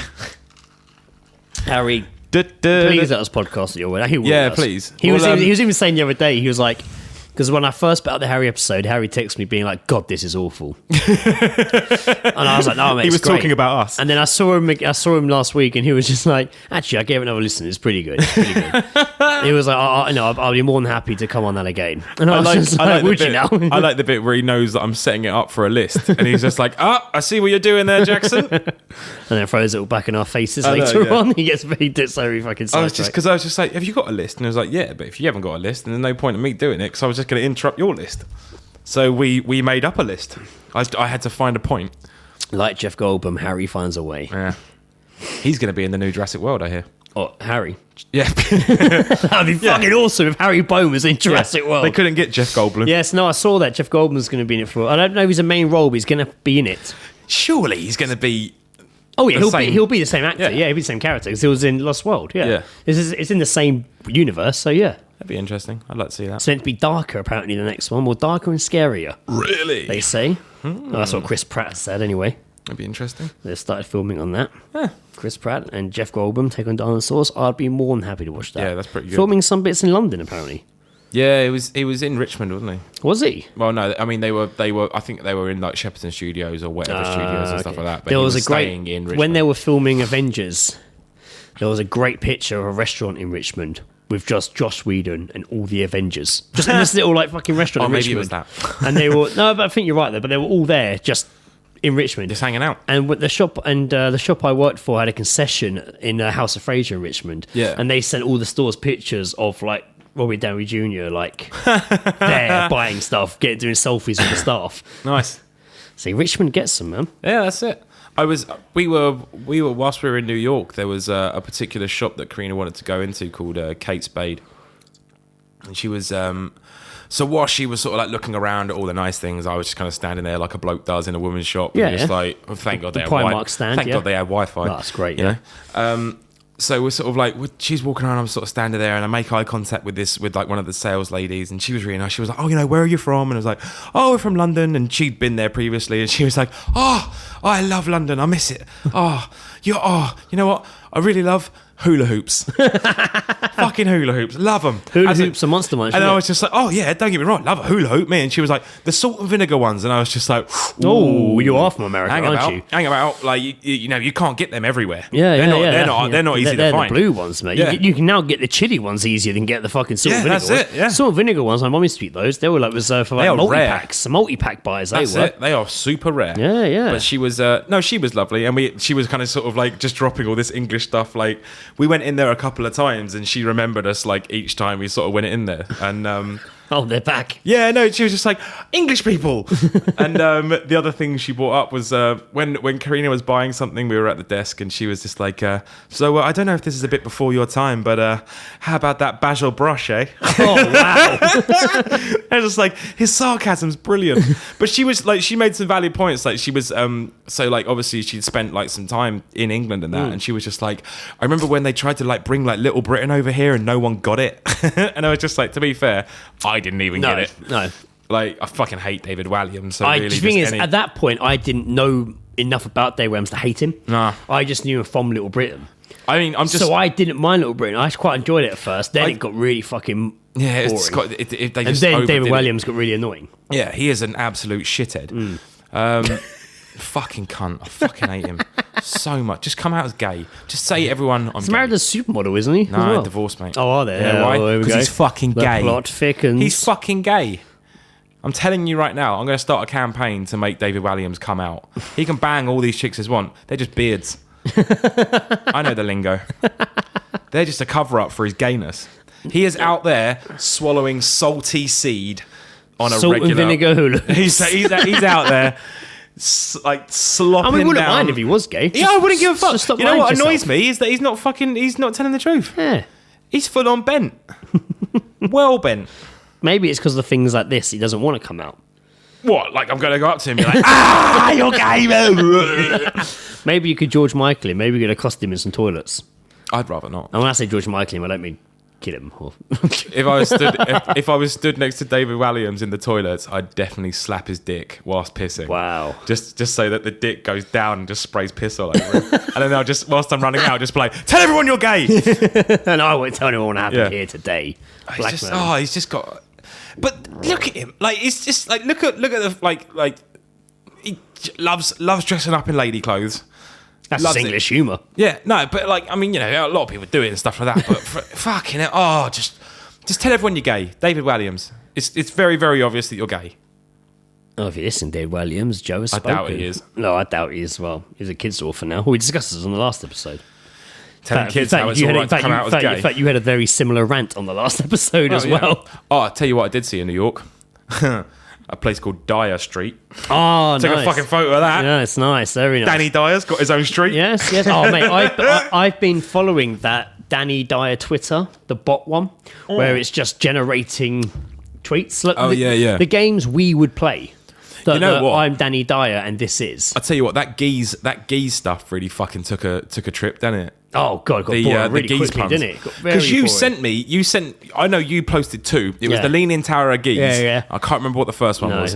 But after that, it was just everything and everywhere. And they just kept using cheese over and over again. Yeah. Cheese for geese. Geese and onion. Loads. There was loads of them. After a while, I just started feeling a bit bad for Danny Brown, for Danny Dyer. I was just like, oh, he's not going to see the funny side of this. So I've just seen what the last one was. Holy shit. So the Danny Dyer bot Twitter feed, yeah, explain it. Basically, it's just bots. So all it does is like a self-generating Twitter that just randomizes words to make we'd always do I'm Danny Dyer and this is Britain's dirtiest curtains. It would always just do that. So that's what this is. Oh, fantastic. And the last one that came out, funnily enough, following Harry Bone being on the show and talking about bishops was, I'm Danny Dyer and I'm about to meet Britain's strongest bishops. I'm Danny Dyer and I'm about to meet Britain's whitest bastards. See, that's good. I like that. I'm Danny Dyer and I'm about to meet Britain's opinionated toll booth operators. It is something ridiculous, but it's because it's... I love Danny. Fucking hell. I'm Danny Dyer and I'm about to meet Britain's most easily offended security guards. I'm Danny Dyer and I'm about to meet Britain's nicest Counter-Strike players. It's so fucking good. It's so ridiculous. Lovely. And that's all it is. And it's doing like a couple a day. Like, absolutely fucking hilarious. Oh, I love Get on that fucking Twitter feed and do it now. I thought when we were mentioning earlier about celebrities been in Richmond and you were like, oh, New York, I thought you were going to tell us about the celebrity you saw. Ah, yes. Well, I saw a couple of celebrities on my trip out there. Wow. So whilst at the airport waiting to board, sat around noticing how incredibly Caucasian my flight was. That usually makes me feel safe, you know. Well, you can't trust the whites anymore, mate. I know, you can't even trust white people anymore. Can't trust anyone. What the fuck? Like X-Files, trust no one. Yeah. So we're all kind of waiting there, and they do like, you know, on the long flights, they do like the not the privileged like flyers, but like the they do like the Everyone first. check your white privilege before you take off. The first like 4 groups are usually like the people that pay to get on there first. Oh yeah, like they're fast not track. Like they're not going to get on the fast lane. Like heaven forbid I don't get on this flight. You've got a fucking flight. Well, I don't know. It could be United Airlines. Yeah, true. My rabbit's safe. So we're all getting on and stuff, and lo and behold, right near the front, Michael C. Hall of Dexter fame, right there, right in front of me. I would have been at Dexter, the last series of Dexter. Michael C. Hall, the last series of Dexter was shite. Yeah, I watched every series of Dexter. I watched 3 or 4 episodes of the last season and stopped. It may surprise it was so you. shit. It may surprise you. I didn't get into it. No. But again, it was one of those shows that me and Lizzie watched together. So it was one of those shows that, you know, sometimes Lizzie's not into a show, we don't really watch it that much. Well, I will, but we were in the flat at the time, so we would sit in the living room and watch it. She got into Dexter, which surprised me because Lizzie's not into like, she likes police shows, I guess. They kind of work that way. Yeah, but it's quite grisly. You watched all the series, and it's just like, okay, I'm investing. They weren't all great. Some couple of series are fantastic. But right, you're gonna, even if the last series is shit, you kind of want to know how it ends. You've invested all this time into watching the season. Yeah, of course. You want to know how it ends. It was so shit the last season. I didn't even care how it ended. I didn't want to know. I didn't care. Wow. I eventually just asked Lee. I was like, Lee, how'd it end? Lee, our Roman reporter. And he told me the end, and I was like, that sounds shit. Yeah. And he was like, it was shit. It was really shit. That's unfortunate. Really shit last series. Did he die? No, not at all. I would rather him have been caught and been put on death row. I'd rather hear him in court. Oh, that'd be nice. I would rather have him been caught and the last season been him in prison. In death row. As being, like, you know, a copper goes to prison. He's fucked. Yeah, that's fucked. That would have been a great last season if Dexter had been caught and was in prison. And they knew he was. Even if he is a serial killer. Yeah. Yeah, that would have been great if he'd been in there, because he wouldn't. Like, he's still a killer, but he's not a fucking. You know, he wouldn't have lasted 5 minutes in prison. Nah, not at all. I'd much rather have seen that version of the last season of Dexter, even if it ended of him being put on the chair or getting the injection, shall I say? Yeah, I would have been happy with that ending. Then he just went and became a lumberjack. I think just walked off into the sunset. From what I understand, the last thing was like him with a beard chopping down trees. Like that was it. Just went and lived a new life. And I don't think he even banged his sister. Some of them can get away with it. I don't think he even banged his sister because there was a love. What? No incest? There was a love story, but didn't he? Okay, she was adopted, I think, but they grew up as kids, and there was like an will they won't they love story for a few seasons. Because she was in love with him, so you know there was potential, and they missed it completely. Bit odd. In fact, I think she died. Spoilers. But I don't know. I don't actually know. I never saw the last season. So, Michael, who else did you see then? You saw Michael C. Hall? Yeah, so Michael C. Hall. And then we went to Times Square. And when we walked into Times Square, and there was this... I mean, Times Square is, you know, it's massive. It's one of the main sort of things of New York, you know, so you have to fucking go there. Yeah. But it's always busy. And, you know, so we sort of walked in, and then we saw near the... Like, so there's these like red steps that you can sort of sit on and stuff, and at night they're all lit up. It looks kind of cool. Cool. I think like Jay-Z was stood on them in one of his music videos or whatever. Okay. Hip hop. Yeah, and it's like really cool around there. And there was this like sort of ice cream van set up, but there was all these people like queuing for it. So we're just like walking past. It's like, what the fuck's going on here? It's like, just, you know, there's a shop over there. You can get fucking ice cream, no problem.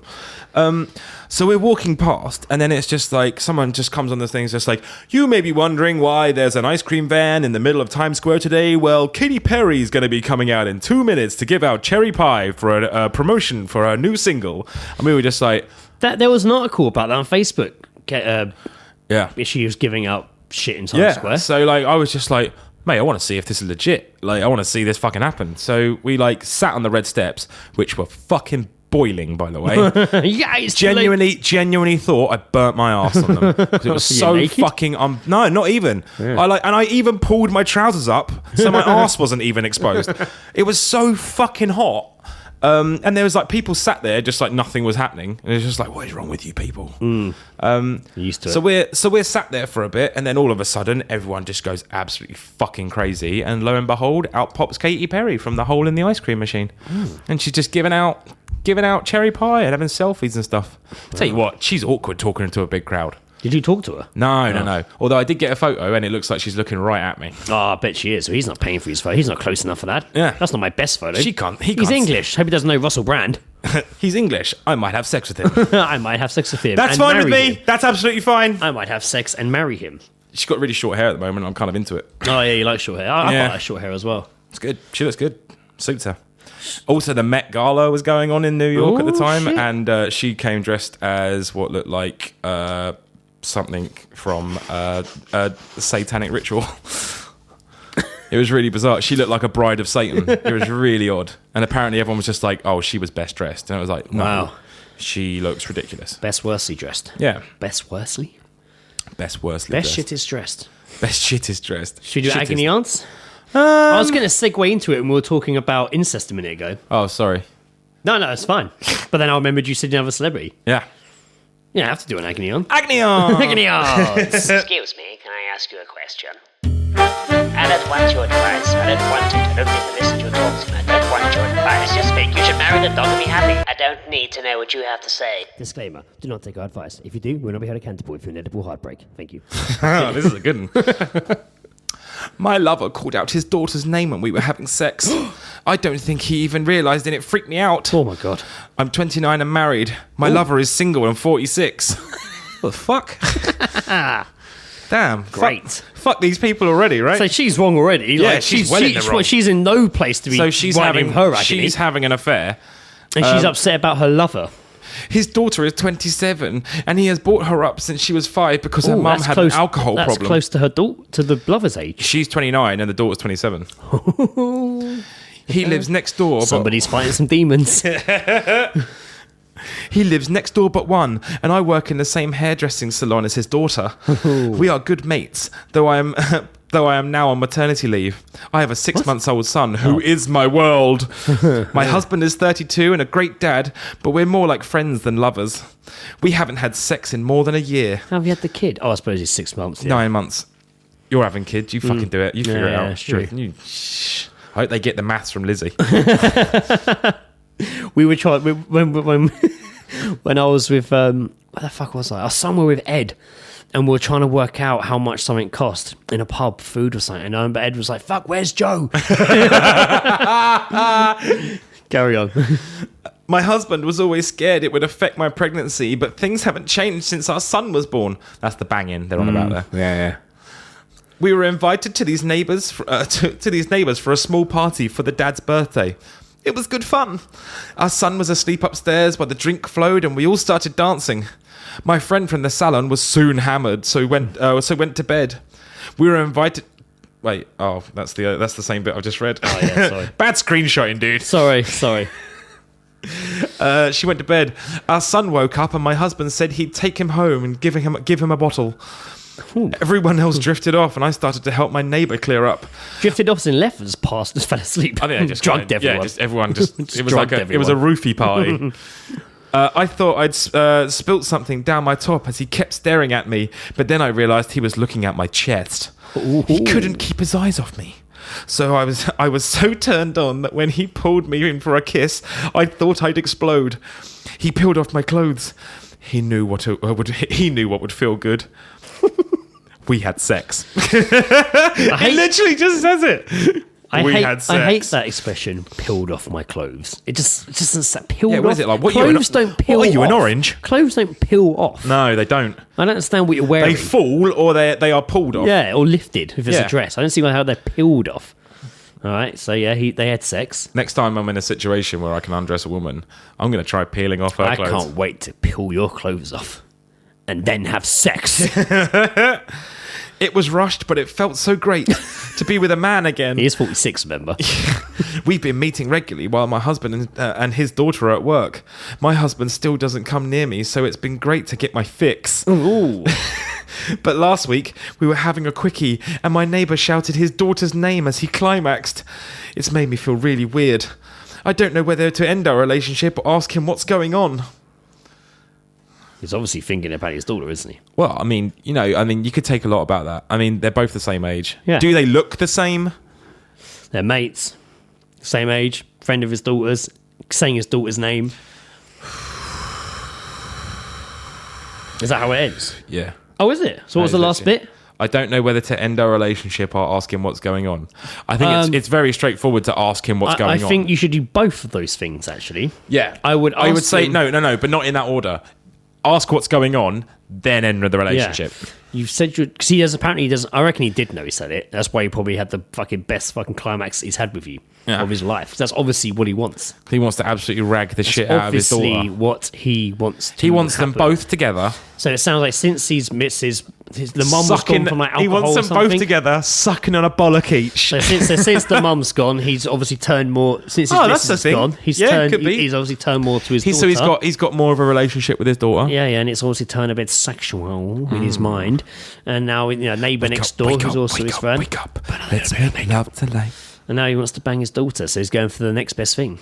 Daughter's friend, using his daughter's name. That's why he doesn't ask you to wear his daughter's clothes. I got you this top. Oh, my daughter. But your daughter has this. Yeah. No, it's hers. Yeah. It's actually hers. I'd fall it better on you. These are her underwear too. Oh. And this is her hair colour. This is her hair colour. This is her perfume. Also, these are her eyelashes. This is her perfume. This is her face. You just put it on. Hello, Clarice. Into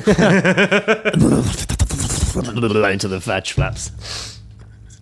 I ate her fanny with some fava beans and a nice I am the father with my beans. Actual fava beans. I'll give you some fava beans. Father! I am your father.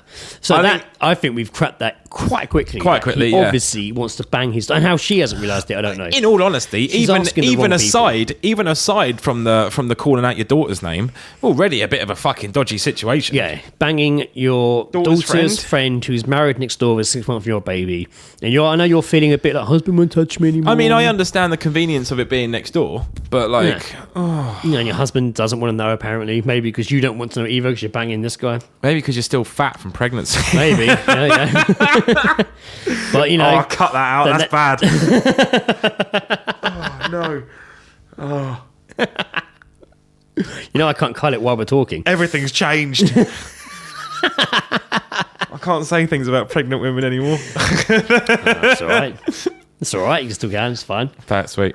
Great. So yeah, I'd say that's what's happening there. If you really want to if you really want to play, if you really want this to keep going and you have sex, you might have to bite the bullet and start dressing up as your friend. Yeah. In fact, don't test it. Go get the clothes that she wears. Dress up as her. Oh, fucking like I said, get her clothes. Dress up as her. Because that's going to go one of two ways. Yeah. Put on the perfume. Actually, no. Because you think the thing about that is in her bedroom. if she does that, she's going to look like a fucking mentalist. Yeah, but that's like bunny boiling. I guarantee that is bunny boiling shit or bunny freezing. That's some bunny freezing shit, dressing up as his daughter, dress up as his daughter, same perfume on, wait in her bedroom, and then run downstairs when he comes home saying, "Hi, Daddy," and he will be like, you got to do the daddy thing, and he will be like, he won't even be ready to have a quickie. He'll blow right there. I found a whole subsection on Reddit about people that like pretend to be like it's the whole daddy culture. But I found a whole thing on Reddit and it was just awful. It's so terrible. It was just like, Daddy got me so many cuddly toys for my birthday, and I was just like, oh god, I want to kill you so much. Things like this is what's going to turn me into a child murderer. I was going to say molester for a second. Really not a molester. I was say molester. That's not enough. Murderer. Why would I confess to that sort of thing? I don't know. Why? I don't know. You seem to delay murderer. You kind of this is the kind of thing that turned me into a child. And I kind of just heard slow motion. No, a murderer. Right, what's worse, child molester or child murderer? Christ. Well, both pretty bad. Yeah. I mean, it depends how... I don't think any will worse than better than the other. I think molester's worse. I mean, molester leads long-term fucking... Well, death is long-term. That's why you kill them afterwards. Yeah, that's if you're both, yeah. Could easily happen.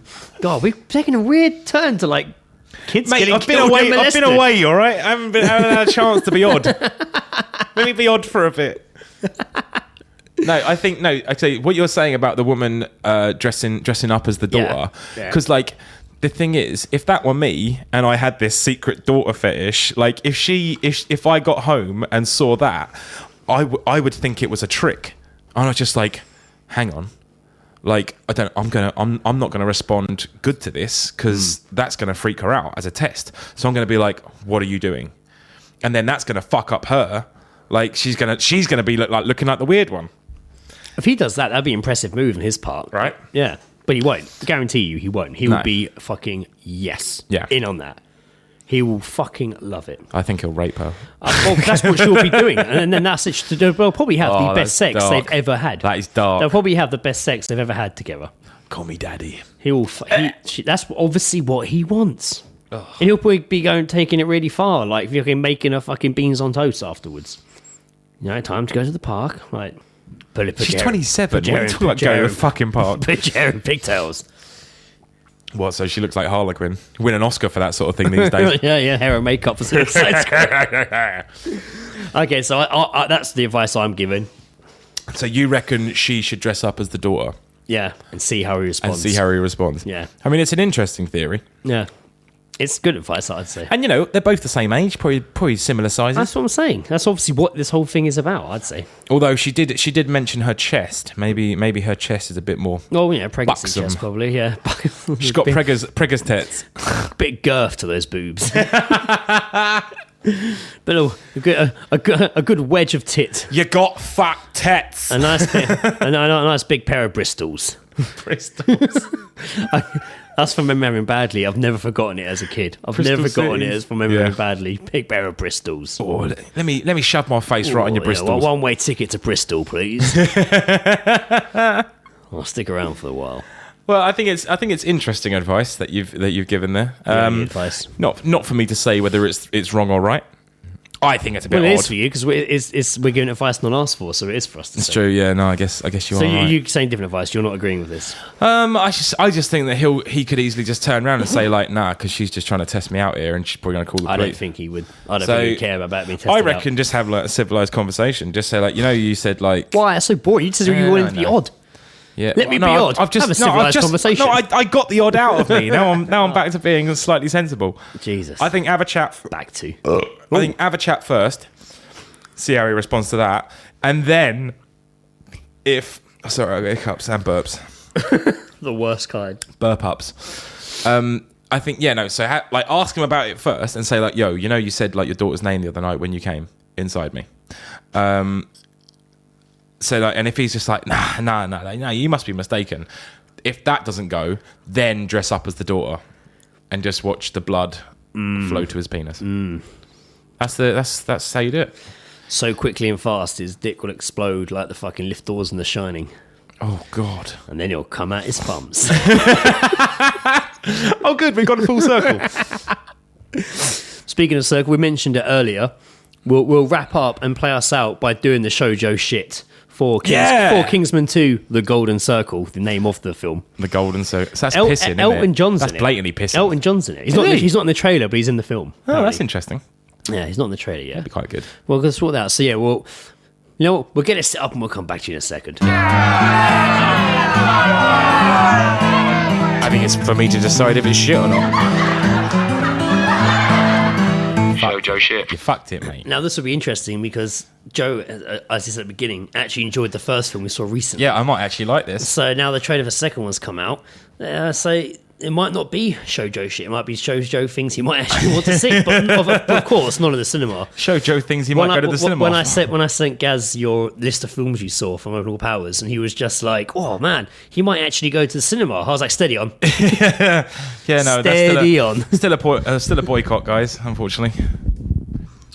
So this is the trailer for Kingsman: The Golden Circle. Pissing, bunch of pissing. Eggsy, I saw in you what someone once saw in me. Eggsy. Something that can't be taught. The makings of a Kingsman. Being a Kingsman is more than the clothing we wear. Ah, or yes. the weapons we bear. I'm so glad they showed him in a suit. Being willing to sacrifice for the greater good. I hope you're ready for what comes next. Underwater taxi.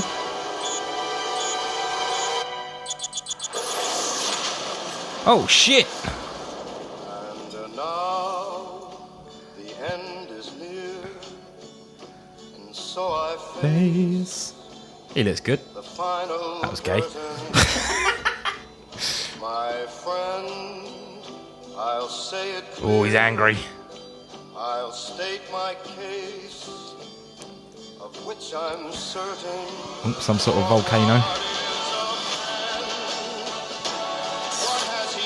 He's super spy now. If not himself, then he has not. That Christian Bale? No, don't be stupid. Julianne Moore. Halle Berry. Oh, Channing Tatum. Oh. He's a spaceman. Oh, really? Oh my God. What? What? What? Oh, questions. Many questions. Straight away, question. What the fuck?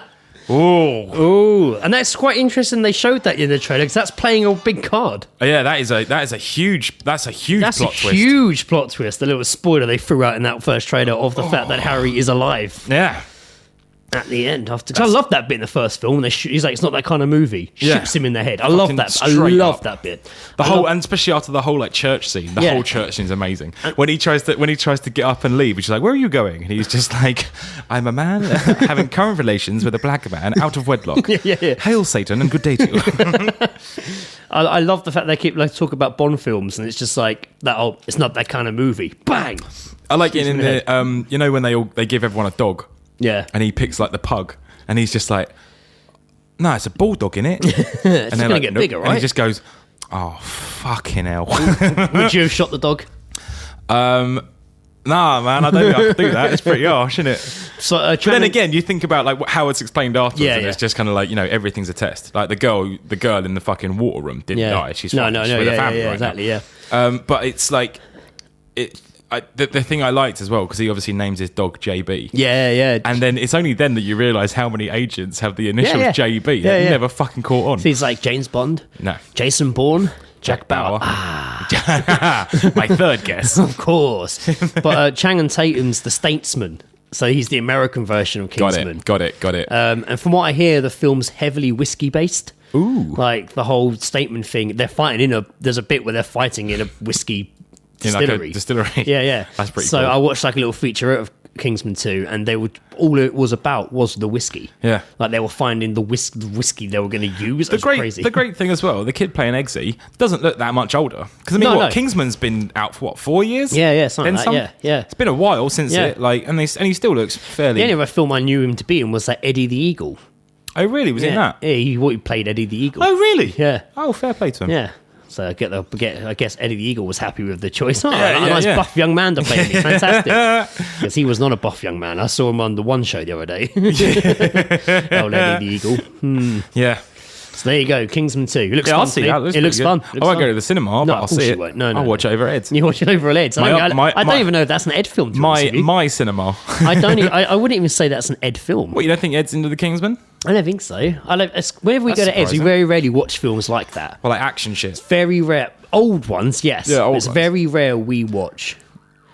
Oh, Those sort of well, films. we'll have to find out. We watch next like time. Nic Cage sort of action-y old Yeah, films. yeah, yeah. don't we? Saying that quickly, I put a link on the All Seeing Guys page, would be a few weeks back now, for the summer attire. The Nick, I'm about to say Nick Kingsman. Then that's a cool Great name. though. The Great name. That's going to be Nick Kingsman. That can be somebody in Ritz and Crick. That can be that can be like the official secret agent Yeah, yeah. when he's sick of us like with our half-arsery. Yeah.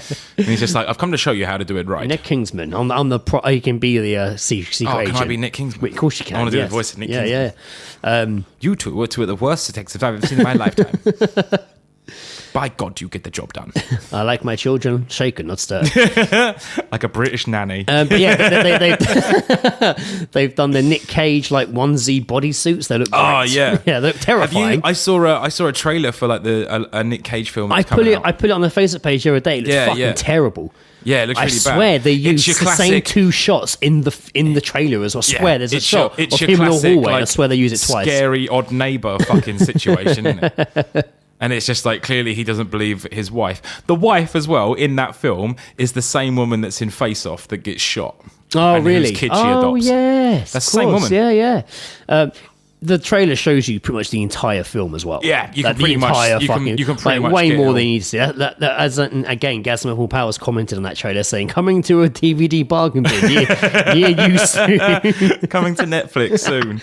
I don't think it would make it to Netflix. No, I don't think they even fucking care about it.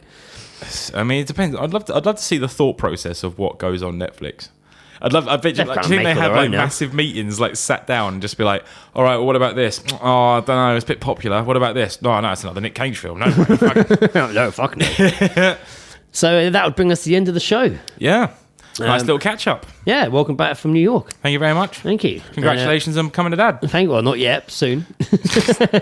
Yeah, well, the process is in swing. Process is in full swing. Well done for having balls that work. Yes, I was as surprised as everyone. Everyone is surprised. That's what I thought when I put it on Facebook the other day. Yeah, and loads of people were doing wow face. Like, you like it or heart it, and there's wow. There's a wow option for the reaction. Blah, blah, blah, blah, reacted to. The reaction face looks shocked, as if they were confused it happened. What? Yeah, that's how it came across. Whenever someone did a wow, it looks more like a what?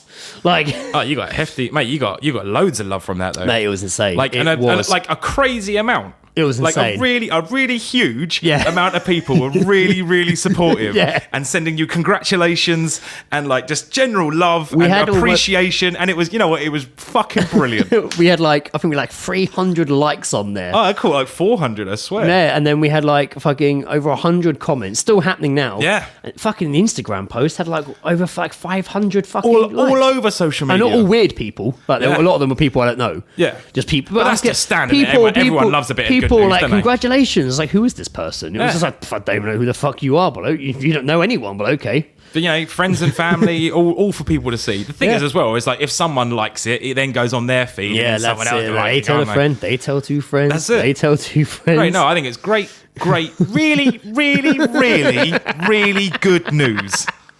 Some of the best news. Everyone else who's had a kid previously or is having a kid, don't bother. This is the best news. And I'll thank you once again for our Zootopia cuddly toys. Of Nick Wild not a problem. As I said, you've got about 5 months to enjoy it. Yeah. We'll enjoy those. I'm going to play with those a lot as well. Yes, fantastic. Hello. Let's reenact the film, Lizzie. We dressed up as them once, so you might as well have these. This is how it happened. Oh, do you want to dress up as these? You look sexy. When I took the picture of them to put on Facebook, because obviously when we dressed up as them for Halloween, Lizzie in the film, Nick Wilde is a bit of a con man. Okay. Fox, and he was a sly fox. Yeah, and because he was small, he was going into elephant ice cream shops and buying big lollipops.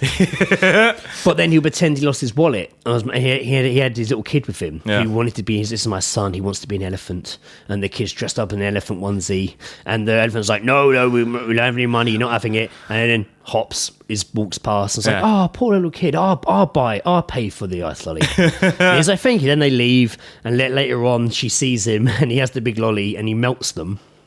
And he puts them in the ground and puts little lollipop sticks in and makes mini lollies. Yeah. And then he goes and stands outside like an office and he sells them to people coming out of the office. And then the little elephant takes his mask off and it's like, oh, geez, like his mate. And she sees, and he's a bit of a trickster. So when we dressed up as them, Lizzie made these little lollies for us to have. And she was like, put the lollies in the picture. We still have them, like these cardboard cut lollies. But me being me was like, no, because the ratio of size is all off.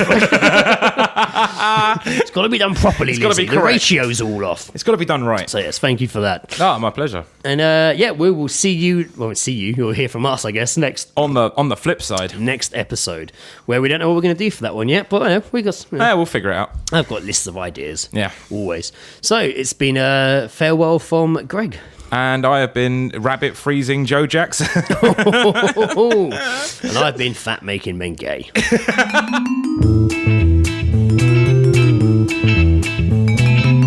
The All Seeing Guys podcast is part of Podnose, the UK's leading independent entertainment podcasting network.